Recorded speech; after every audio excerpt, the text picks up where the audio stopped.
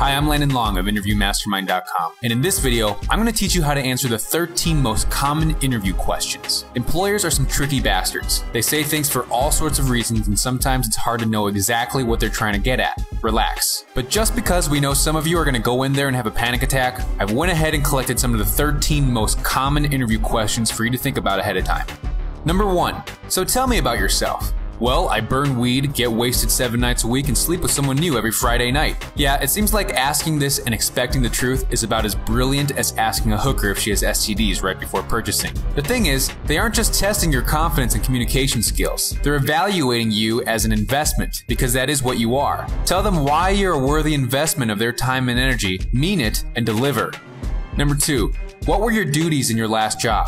They don't care that it was your obligation to clean the toilets on Fridays. Pick the 3 most important, hopefully relevant tasks you performed regularly. Word it like a mission statement and make it relevant to the job at hand. For example, I was responsible for creating and nurturing customer relationships. The way you describe your responsibilities paints a subconscious picture of your worth. Do you really want that picture to include you scrubbing the inside of a toilet? And it doesn't have to be just scrubbing toilets. It could be something as brainless as making copies or answering the phones. List your most valuable contributions and let them imagine you filling the position.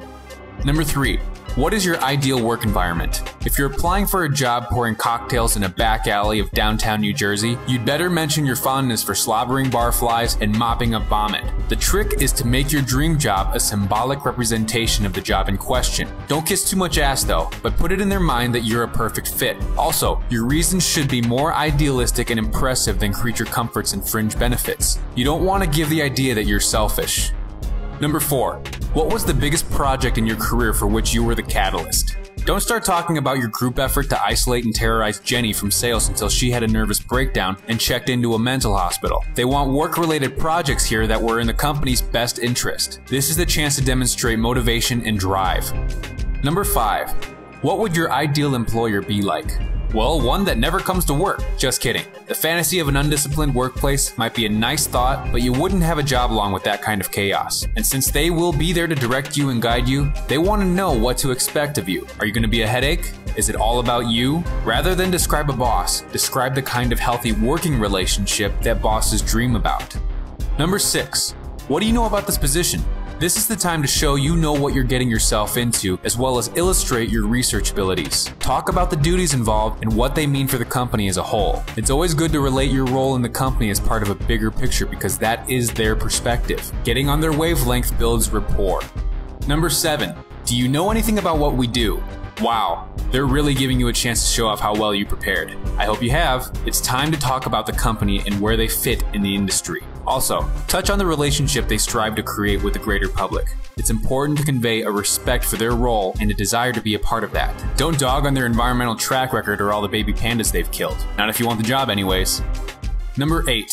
Why did you leave, or why are you leaving your other job? Not the time to say your boss was an arrogant asshole. Everything should be framed positive. You want to open up new career opportunities. For example, tell them you're intrigued by the future of the envelope industry, or you want to ride your bike to work. Don't lie, but be tactful. No matter how reasonable you reason for a less than positive exit, if you bash your incompetent boss, the mental seed will still be planted that it was your fault. Employers identify with other employers, not employees. It's just human nature. Number 9. When are you available to start? I don't know. I've got a lot going on this week, and next week my brother's coming to town. After that, it's St. Patrick's Day, and there's this big party at my boyfriend's place. Can I call you next week and let you know? Even with a crumbling economy and lack of jobs, you'd be surprised at how many grads pull this shit. Set yourself apart. The best thing to do is ask them when they need you. Even better, look them straight in their eye and say, right now. You'd be surprised how often that gets you a job on the spot. So be ready to back it up. Number 10. What are your biggest strengths? Develop a personal statement that outlines 3 of your biggest strengths and use it when this question is asked. It will always be asked in one form or another. Just make sure it matches the needs of the company and remember that it isn't just about your strengths. It's about your strengths matching their needs. Number 11. Describe a challenge you faced with a colleague. Don't mention the fist fight you had with the baker when you used to bag groceries. Tell a story that puts you and the other worker in a positive light. Talk about a misunderstanding, but focus on how you overcame it with good communication. It's important to note that they know you have flaws you're not revealing, even if you frame everything positive. But constructing those mental associations will leave good thoughts that far outweigh their curiosity about the truth. After you leave, it won't be your answers that linger. It will be the emotions you crafted by placing images in their heads. Negative connotations are not a good idea. Number 12. Are you okay with the salary for this position?